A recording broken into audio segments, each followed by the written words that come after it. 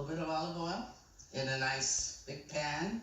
Then let's put the pistata of the bacon and the garlic. Bacon and garlic And then we'll make a ground up. pistata of the vegetables. The onions, carrots, and celery.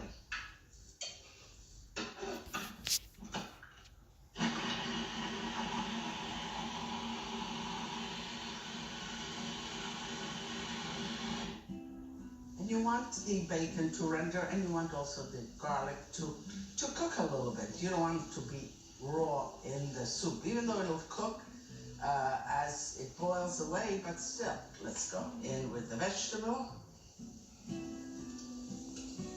I'll put a little bit of salt for the vegetables, and then a little peperoncino. I want the flavor a little picante. We have the bay leaves, whole bay leaves, let's put them in. Let's go to some questions. I love answering questions. You guys connect with me, you get on my social media, you respond, you follow me, and you ask questions. And this is a good time for us to connect. And this is from Mary De Vito Scordio from New York. And she wants to know, does it make a difference if the oil in the pan is hot before adding onion and garlic? Well, Mary, it does make a difference. Because if the oil is hot, you throw in the garlic and it will burn right away. What you want is the oil and the onion to sort of kind of rise the temperature together so that it cooks and becomes mellow. It doesn't form that kind of burnt skin, because then that will not disintegrate. You will always have that kind of onion skin or that little burnt piece of garlic floating around in whatever you're doing. When the oil is tepid, just to raise the heat, then add the garlic or onion. Thank you, Mary. All right.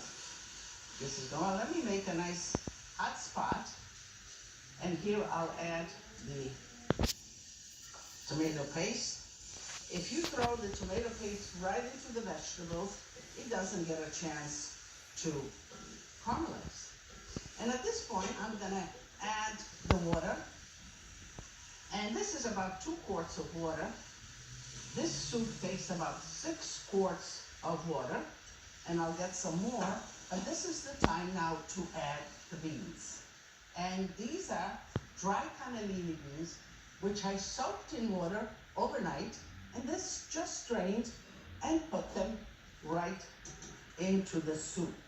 You notice I didn't put any salt because the beans remain hard if you put salt. The salt we'll put at the end.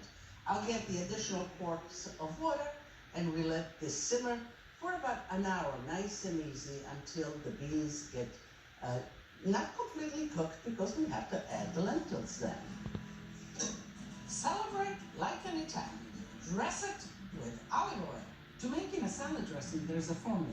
It usually is 3-to-1. Oils, about 3 parts of oil to 1 part of acidity, vinegar. Or you can get your acidity from fruit, from citrus. Orange, lemon, lime is also a delicious way to go. You want to emulsify it, you want to give it a little bit of body. Think about mustard and just whisk it up well in there. Or honey does also the trick. It really brings a little sweetness to address it. Then I like to emulsify it sometimes with cooked egg yolks. So if you have all your oils and vinegars in a blender, you put in 1 or 2 of the cooked egg yolks and it really emulsifies it well. With this lettuce, some good oil, of course, and also some balsamic vinegar. Balsamic vinegar has a lot of complexity and it really adds a lot to the dressing itself. So let's put the olive oil. Now, you know, balsamic vinegar comes in regular and comes in the tradizionale. For a salad, a regular good balsamic vinegar will do. Well, see, I crushed this garlic like this, and it really releases the flavor. Let's put it right in there. Pinch of salt, just a sprig of thyme.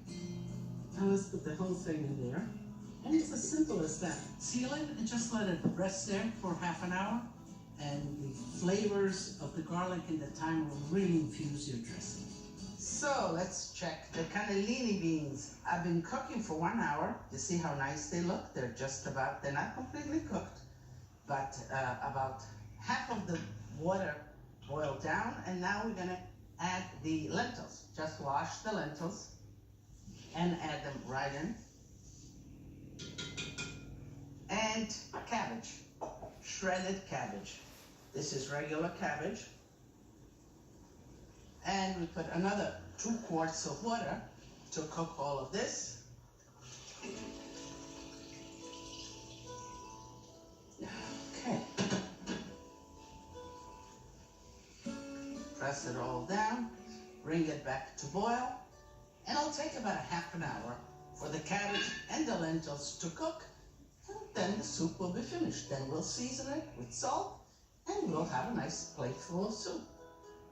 Beans and potatoes with some pestata are the starting point of any minestra or any soup. And so I remember when we first came to the United States, and you know, we were immigrants, my mother and father were working, and the pay was what it was. So there was, most of the evenings, at the basis of the meal was some potatoes, some beans, and it was my duty. Mom would leave, put so much water, let it cook, put some bay leaves, and voila, was the beginning of the nightly supper. I think the soup should be finished. Yes, the cabbage is mellowed, the beans, the lentils, ooh la la, needs more salt, and it's ready to serve. It's really hot, but I am dying to taste some, so let's,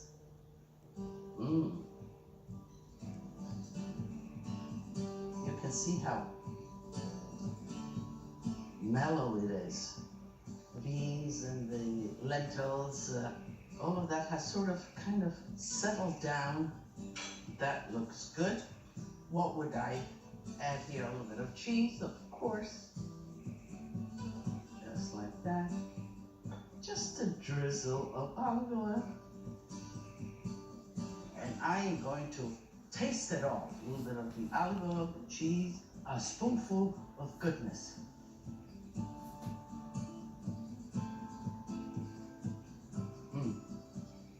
Good, mellow, you know, maybe a nice piece of bread here, grilled bread. 1 bowl, maybe a bowl and a half, makes it a great meal.